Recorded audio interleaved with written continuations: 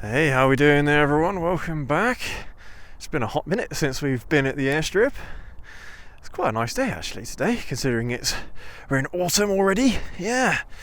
And I'm on the wicked Kawasaki ZZR1400. How are we doing, everyone? I hope you're doing all right. So anyway, today's video is going to be dedicated to those beginners out there. Those of you that are in the first 2 years of riding. Today we're going to give you a few things that will happen to you, that will absolutely destroy your confidence, but don't worry, it happens to every single rider out there, and it's part of the learning experience. It makes you a better rider. So in today's video, it's not about putting you off motorcycles, it's about giving you a heads up on things that probably will happen to you as you're learning to ride. All right, so let's jump on. Let's go. All right, so chances are all the things that we're going to mention in today's video are going to happen to you within the first 2 years. That was a dumb overtake from that biker just then. Wow, okay. Don't do that what that guy just did. Overtaking on a blind bend, never a good idea. But these things, anyway, these things are probably more than likely going to happen within the first 2 years of you riding a motorcycle, but they could happen later, all right? So it's okay, but these things probably more than likely will happen. I have very little doubt that you will escape some of these experiences, alright? But as I mentioned, wow, God, it's got busy all of a sudden. This was clear just now. Jesus Christ. But anyway, as I mentioned, these are learning experiences, alright? These are positive learning experiences. They might seem really bad as and when they happen, but honestly, if you're able to pick yourself up after these experiences, then you will be a biker for life. Anyway, so the very first thing that is going to happen to you is you're going to drop the bike. For me, that is one of the most disappointing experiences I think I've ever had on a motorcycle, is when I drop it. No one ever wants to drop a motorcycle, but when it does, it's really disheartening. But we have done a video about this before, where it's not really a big deal. Most motorcycles will come out of it with very little damage, and any damage that does happen is going to be superficial. It's going to be on the fairings, all right? It's all going to be aesthetics, which can be fixed, all right? You can get new fairings, you can get paint. That's exactly what I had to do to this bike here. I had to get paint for it because I dropped it on the left-hand side. Really, really annoying, and that was the first time I dropped a motorcycle in 10 years. So yeah, it happens to anyone. It can happen to absolutely anyone, all right?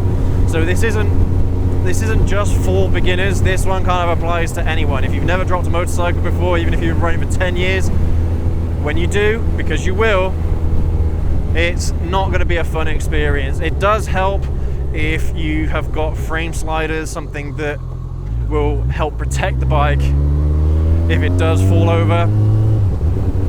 Limits the damage, limits your disappointment. So I would heavily recommend that you get some frame sliders, but they're not going to protect the whole bike, alright? We've done another video about that already as well. So that is going to happen to you, and when it does happen, everyone's going to be thinking the exact same thing. Everyone that's in that situation is in the exact same boat, where you think to yourself, oh no, my bike, and you don't think about yourself, right? The very first thing you should do in that situation, if you drop the bike, is just to turn the bike off. Turn the bike off, and then give yourself a second or two to make sure that you're all right, because if it is kind of like a low side where you've slid across the ground a little bit, right, you might have some injuries. Okay, so make sure you check yourself out first, leave the bike on the ground, and then if you are okay, then go ahead and pick the bike up. All right, we've got a video about how to do that as well. But don't worry about it. Once you've dropped the bike, once you've picked it back up again, just give it a once over. It should be absolutely fine. All right, if it's leaked a little bit of fuel, it's no big deal either. All right, the bike should be absolutely fine. More often than not, with a low side, you haven't got anything to worry about with regard to the motorcycle, at least. So the next thing is quite a big one, and that is taking corners or taking bends too wide. This is one of those experiences that can be really, really scary, especially when you've got traffic going in the opposite direction, coming towards you. You take that bend too wide, it could push you out into the opposite side of the road, right? When that does happen, it means one thing, all right? It means that you're not confident leaning the bike over enough, all right? There is an argument to be made that you were going too fast around the bend, so that's why you didn't make it.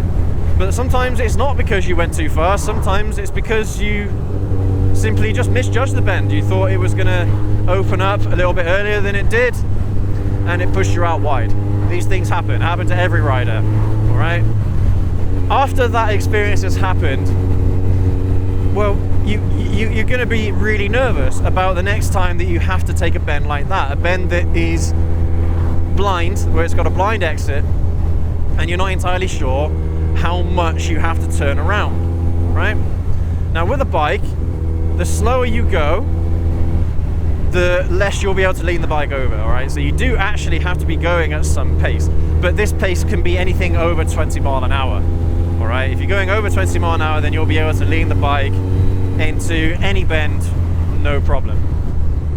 But the issue at that point is how confident you are in leaning the bike over.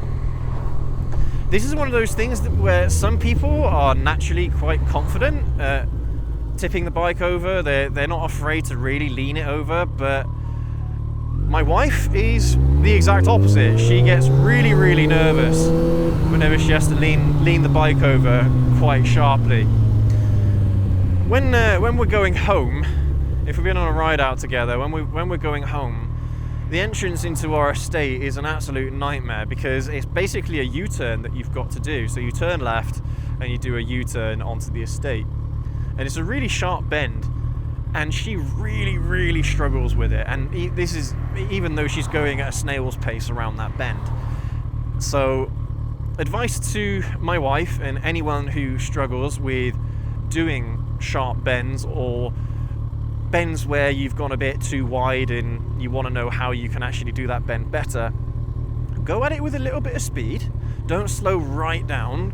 Go at it with a little bit of speed, but keep your fingers or your foot on the brake, all right, just in case, because as the brakes are applied, as you're going around the bend, you can actually keep the brakes on. All right, you're not going to have any problems with the brakes as long as you keep them on. If you let go of the brakes whilst you're in the middle of the bend and then put them back on again, then that's when you might run into some trouble. But as you're going around the bend, don't be afraid to turn the handlebars a little bit and lean the bike over as much as you need to. The bike will stand itself up. Don't worry, all right? It's not going to automatically just drop the moment that you tip the bike in, all right? You've got to be going like less than 5 mile an hour for the bike to immediately drop on a bend, all right? I mean, here, look, I'm doing 10 miles an hour, right? And I'm leaning over quite a lot. Yeah, I mean, I did that deliberately to demonstrate that you can lean over the bike quite a lot at slow speeds. But on bends like that, because that's the thing, when that happens, and say for example there is oncoming traffic and you narrowly miss a crash, a head-on crash, because you haven't made that bend properly, because you've gone wide. I suppose this also applies the other way as well. So if you've gone wide here in the UK on a right-hand bend and you end up in a ditch on the left-hand side of the road, you know, then that also really damages your confidence.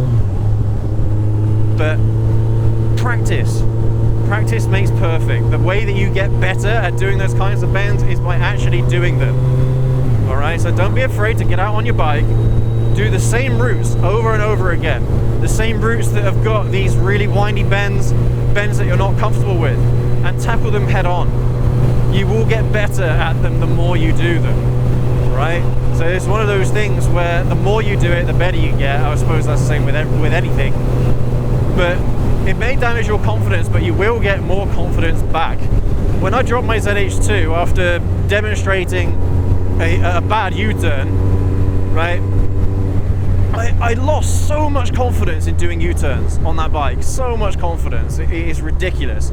But the only way that I'm going to be able to build that confidence back up again is to get back on it again. Keep doing them. And that's pretty much all you can do. Whenever you make a mistake on your bike, when you're riding, you lose confidence, you're the only person that can build that confidence back up again. And you've got to do the maneuvers, you've got to do the actions that you took on that day to bring up your confidence again. Right? It's the only way. So this next one is really frustrating, and this is one of the things that I try and battle against all the time. And that is when people just really discourage you. So they find out that you've started riding a motorcycle, right? You're learning to ride a motorcycle, and people are like, why?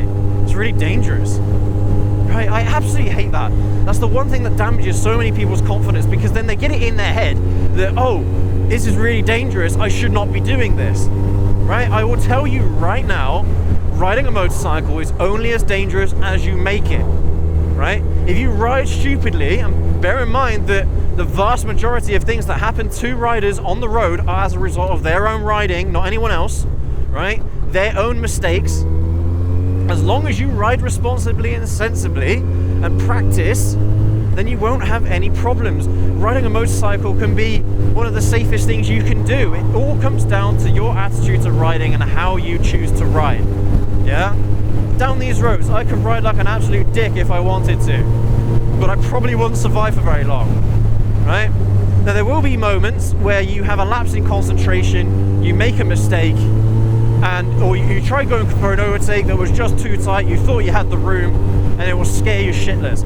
You will have close calls like that, but your ability to percept bad things happening is what's going to save you, right? You are going to have close calls, of course, everyone does, but it's how you react in those situations that matter, that make the difference between you crashing and you not crashing. Right? And so again, it's all about getting that experience, but you don't want to go into it thinking every single time you get on your bike that you're going to die. You're not. All right? I've been riding for a long time, 15 years nearly, right? There are so many riders that have been riding for a massive length of time, their whole lives. They've been riding their whole lives. And yeah, they might have had a few drops here and there. They might have been involved in some minor crashes because someone else did something stupid that they weren't able to anticipate. Right? Which you should, all right? You should always have that attitude that someone's out to get you, all right? But it's not a problem, right? It's not a problem. Every single incident that I have been involved with has only resulted in bruises and bruises to my pride. That's it. Yeah? You will make mistakes. No doubt, you will make mistakes. But it's how you respond to those mistakes is what matters. It's what makes the difference. Alright? So if this is a hobby that you want to get into, I personally guarantee that it's not as dangerous as people think it is. I would not be doing this if I thought it was really dangerous. It's not. It's only as dangerous as you decide to make it. It's a choice. How you decide to ride is a choice. How you decide to ride is the level of risk that you are putting yourself under. Right? That's it. Okay? So if anyone ever tells you that, or they say, oh, why are they doing that? I had a mate who broke their leg after a crash, or they broke their neck, or they died after a crash. Well, you say to them, they were probably riding stupidly then, weren't they? Because more often than not, they probably were. Okay? There's nothing that should put you off riding a motorcycle. Right? Nothing. Absolutely nothing. This is one of those things that anyone can do and anyone can enjoy. I promise you. Alright? This is one of the most fulfilling experiences that you'll ever have in your life. Alright, you see that there? I saw that car coming out of that junction.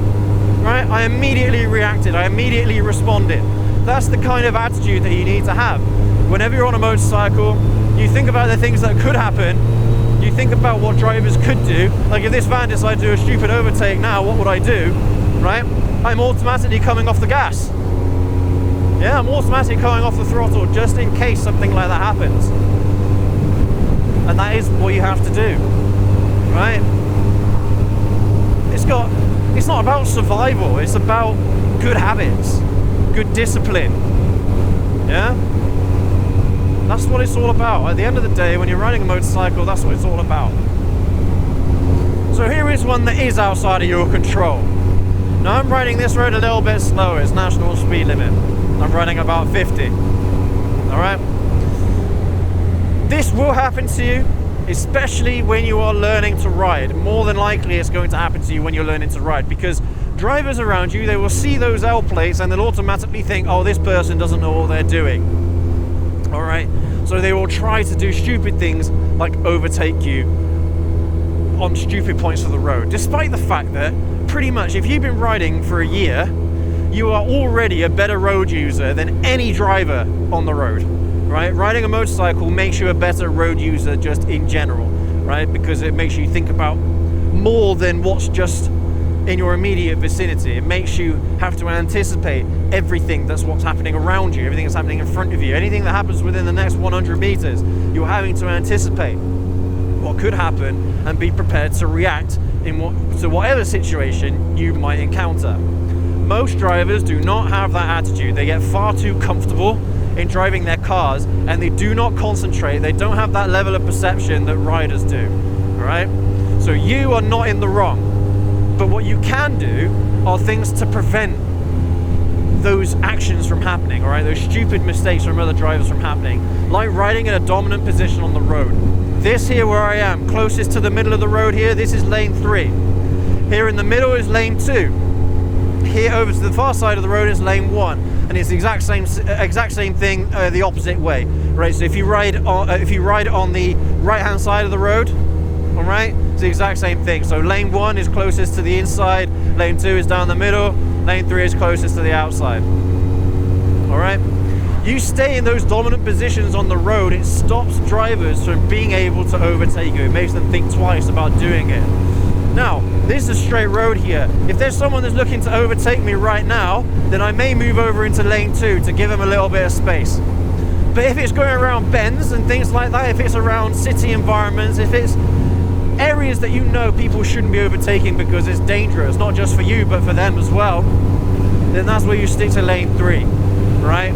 You give them a little bit something more to think about if they want to commit to something like that. There are so many learner riders that will ride in lane 1. Lane 2 to lane 1 almost exclusively. This is very defensive. It's a very bad idea, all right? Do not ride like this, ever, all right? Do not ride like this, ever. It's a really, really bad place to be on the road in the vast majority of situations. Unless you want to give someone some room deliberately to get past you, then always ride in lane 3 and 2. Never, ever lane 1, unless it is to filter or unless it's to get out the way or something like that, all right? That's what you need to do. Look, automatically, I'm in lane 3. My wife has the exact same issue. She always wants to ride in lane 1, lane 2. Right, you ride in lane 3. You will even get instructors telling you to ride in lane 2. Lane 2 isn't a bad lane to be in, but the issue is that defensive riders tend to drift over towards lane 1 naturally for being in lane 2. Trust me. You here in this lane, you'll be able to see miles and miles down the road. You'll be able to see a hell of a lot more than if you were in lane 2. And also, it means that you're in a good position to start filtering. All right, rather than having to move around a car to start filtering, you're already in that right position to start filtering. Yeah, so it puts you in an assertive place on the road. That's my kind of thing. All right, I don't ride defensively, I ride assertively. For me, defensive riding has the wrong connotations. Yeah, for me, defensive riding is this, right? That's defensive riding. This is assertive riding. Yeah, two very, very different kind of perspectives, two very, very different techniques, but they have two totally different meanings. Yeah, so ride in lane 3 is the safest place for you to be the vast majority of the time. All right, so last in today's video, but certainly not least, stalling. Stalling your bikes. Again, this happens to everyone, even experienced riders, all right? It happens to me sometimes. And yeah, it's really embarrassing. It's because it's so easy to do. It's how do I kind of describe it? The feeling, it's like, I don't know, when you do it when there's no one around you, it's not a big deal, right? But when you do it and you're filtering through traffic and you're at the head of the queue and the light changes and you move off and then you stall, right? At that moment, everyone is laughing at you. Everyone's laughing at you, and actually, if anything, you're pissing people off because they're like, "Oh, for God's sake, come on!" I remember this happened to me when I was on my 125 when I was learning to ride, and this is one of those bikes that was a kickstart only. So I'd be there like trying to like kick it. Oh, come on! What are you doing? Come on! And I'd be there. It felt like an eternity, but I was probably only there for like 10 seconds or so, trying to get the bike started again. But yeah, it's embarrassing, man. And when you've got an older bike as well, a carbureted motorcycle, sometimes getting those things to start can be just a nightmare because you're in panic mode. You know, you're trying to kick it as much as you can, but it's easy if you, well, I was going to say if you put the choke on, but also if you prime it, yeah, it's easier. But sometimes, in fact, actually, a lot of the time, if the bike's already running, you put the choke on, you try kickstarting it, you'll probably flood the engine. So you'll have to wait then to for the engine to, air out a little bit, air out the excess fuel before you can try kicking it again.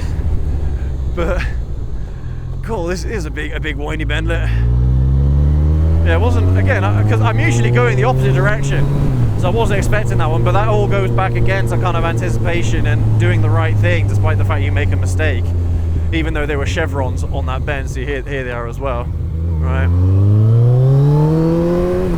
Yeah, you can take corrective action in mid-bend, all right? So it's not a big deal. You just got to get used to leaning the bike over more, right? Whenever you're leaning a motorcycle over, I know we're kind of going on a bit of a what's the word? What's the word I'm looking for? Sidetracked. You know, we're getting a bit sidetracked here. If you lean the bike over more, it's easier when you open the throttle. Yeah, so accelerate a little bit as you are going around the bend. As you're leaning the bike over, it'll make it a lot easier to balance. All right, that's all I wanted to say. But yeah, stalling a motorcycle is not fun, and despite the fact that you might be riding for years and years and years, there will be times where you will stall the bike just because bikes are sensitive. They are sensitive to being stalled. They're little crankshafts, little pistons, so it doesn't take much to stall a motorcycle engine. So you've got to get used to really feathering the clutch when you're at a standstill. Alright, and that's, for me, that's the best way to learn clutch control. It's about feathering the clutch with no acceleration, no throttle used whatsoever. Right, if I get a little road here, I can kind of demonstrate quickly what I'm talking about, because one of our most successful videos is about this technique, is about this experience, because so many people are afraid of the clutch control on a motorcycle that that's like the one thing they think about more than anything else. If we just turn in this little road here, right? So we'll go from a standstill, and this works on any bike, even carbureted ones, right? So no acceleration, no hand on the throttle whatsoever, and you just get used to just doing that. Right? It is easier with bigger bikes, but you can do this on literally any motorcycle, right? You can even upshift as well. So I'm in first at the moment, right? If I upshift and then gently release the clutch as well again, I'm in second. And I think I've been able to go 20 mile an hour just on idle. Here's another one. It's third gear. Yeah, it will chug a little bit, and then you just get used to doing that. All right. So use the rear brake. I wouldn't advise that you take your hand off this handle, but I'm just doing this to demonstrate. Yeah. All right. Just get used to doing that. It's really easy, really straightforward, and for me, it's the most reliable way of learning clutch control and not stalling. Really easy. Anyway, let's turn around because I have no idea where this road goes. I think I know roughly where it will end up, but I did have a route plan today, and I've gone way out my way. All right, everyone. So that is it. All right, these things will happen to you. They happen to every rider, no matter how much experience you've got, no matter how old you are, no matter what bike you're riding. Yeah, these things are part of the learning experience. All right. So if they do happen, don't worry about it. Just pick yourself up again, try it again. The worst thing you can do is stay away from it after that experience has happened, after that negative experience has happened. You've got to get back on the bike again. You've got to get out again to build your confidence back up. It's the only way that you're going to be able to do this kind of stuff. Right, now there's a few things that are kind of outside of your control, like the whole you know, oh, motorcycle dangerous that you hear from bloody everyone, right? That kind of stuff, people will just say it, all right? They'll just say it. They don't even know what they're talking about, right? Because it's hearsay a lot of the time. It's, oh, my brother's sister's cousin's son's daughter was in a crash, you know, and they ended up in hospital, right? So just don't worry about it. Don't worry about that, okay? You are the master of your own fate, your own destiny, okay? As long as you're riding sensibly, as long as you're riding well, with good techniques, good discipline, as I mentioned earlier, you won't have any problems. Yeah, and these people will just ruin it for you. They'll try ruining for you for whatever reason. Right, I'll tell you right now, it's one of the best experiences you will ever have is on one of these. All right. But anyway, if this video has helped you out, leave a like.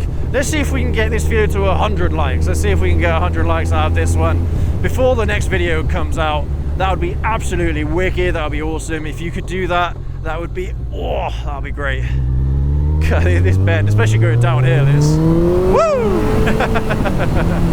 That's mad. But yeah, leave that like. If you're new to this channel, welcome. Go ahead, hit that subscribe button. It's free and it really helps us out. All right, so leave that subscribe, go ahead, leave that comment. Let us know if there are any other experiences that totally destroyed your confidence when you were learning to ride, and how you overcame that barrier, how you broke through those walls. I'm sure that there are loads of experiences out there that people have had before in the past that I've not mentioned in this video. Everyone has a slightly different experience when they're riding bikes.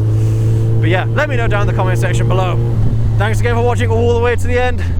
I will catch you all in the next video. Have a good one, everyone. Take care. Ride safe. Woohoo!